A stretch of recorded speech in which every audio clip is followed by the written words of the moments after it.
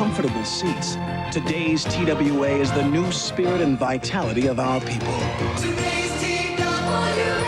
Find Dad how good we really are. Hi my friends, welcome back to IR Studios. I am your host, Ace. In today's episode, we're soaring back into the history of Trans-World Airlines, better known as TWA, and its deep connection to St. Louis, Missouri, from its glamorous beginning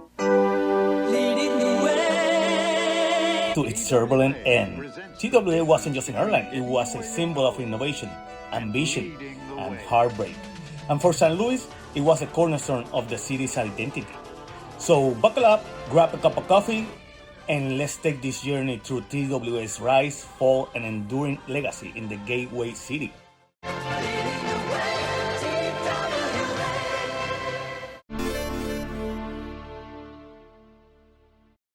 So before we start, hit that subscribe button and ring the bell so you don't miss any of our deep dives into history.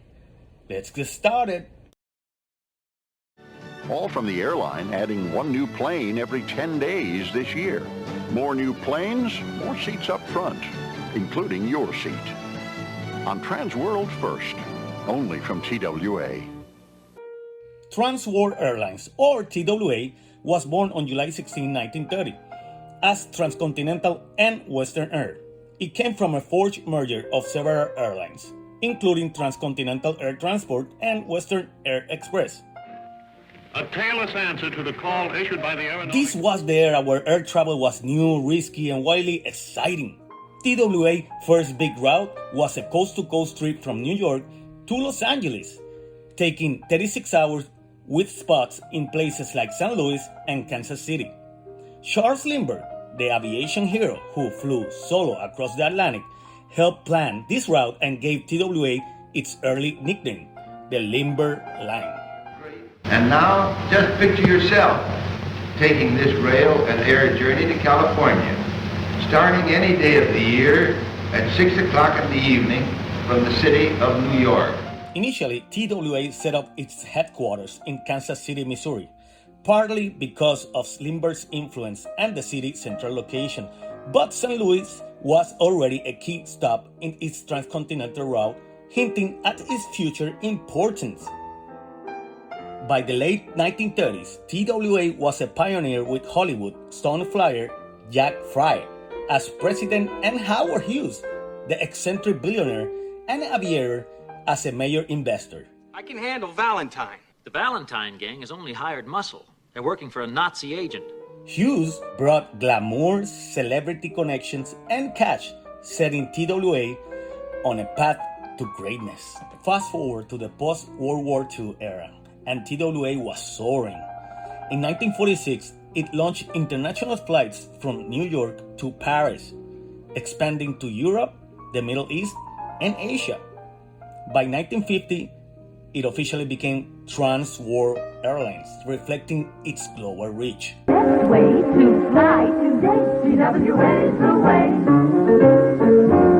Discover the world, the wonderful world of TWA. The 1960s were TWA golden age. It became the first airline to offer in-flight movies in 1961. It's the culmination of every improvement and every comfort we've ever thought of. We've made part of first class a dining room with big, comfortable swivel seats. You can even make reservations as you would in a restaurant. In the big, spacious coach, we put in unique 2x2 seating, so you'll never be more than one seat from the aisle. And in 1969 overtook Pan Am as the top transatlantic carrier. Its New York hub, the stunning TWA Flight Center designed by Sorin, sorry if I butchered that name, opened in 1962 at JFK Airport, an architectural masterpiece that screamed futuristic elegance. But St. Louis was becoming TWA's beating heart.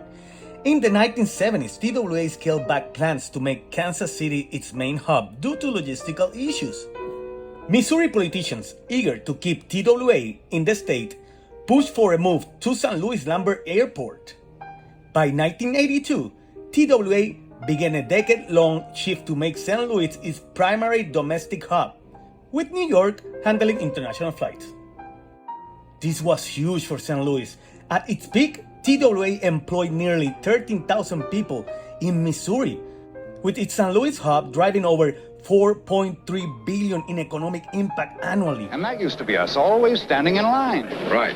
On TWA, we got our return trip boarding passes on our flight out, so we go straight to the gate. Right. And nobody can get you through the airport faster than TWA. Right. Since we have our seats together, we can work together. Wrong. You're gonna like us, TWA. The airline also bought Ozark Airlines in 1986, cementing St. Louis as a major aviation hub. TWA present brought jobs, prestige, and connectivity, making St. Louis a gateway not just to the US, but to the world. TWA was also glamorous.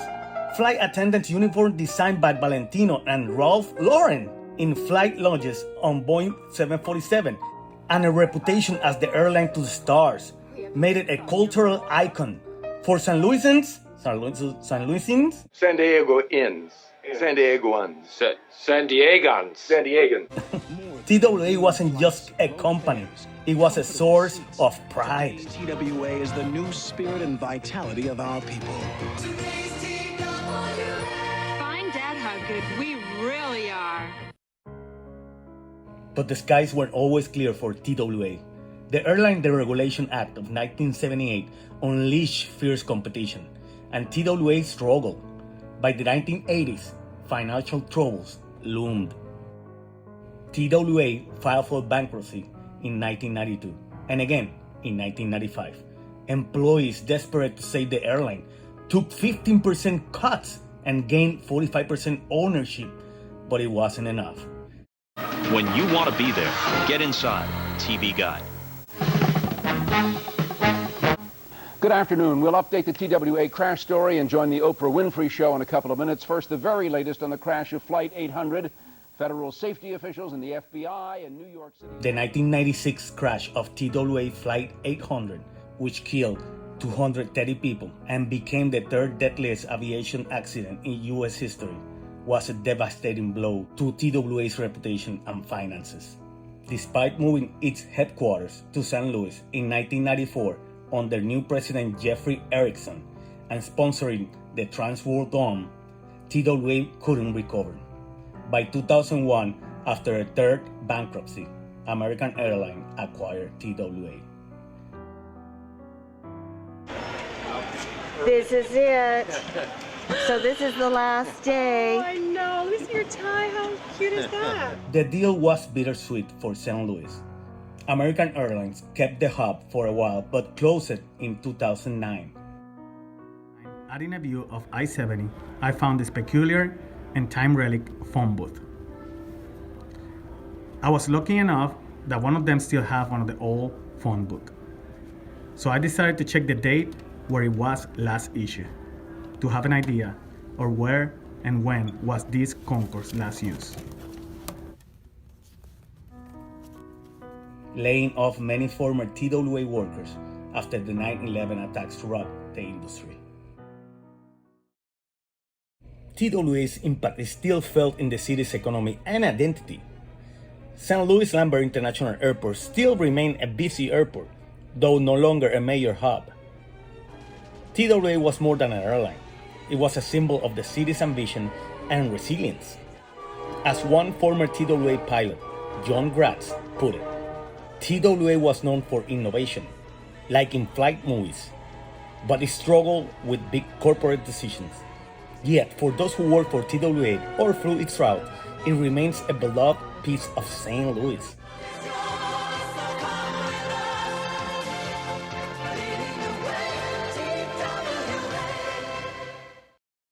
Did the TWA story resonate with you?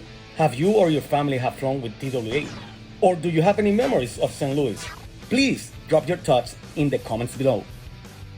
And thank you so much for watching. And if you want to support the channel, you can donate or buy me a coffee on coffee.com. Just click the link on the description below. And also check our Patreon for more extra content. And our merch store. Thank you. Please consider donating to my favorite charity, Make-A-Wish Foundation. They help kids in need, especially those who suffer from cancer. Thank you, familia.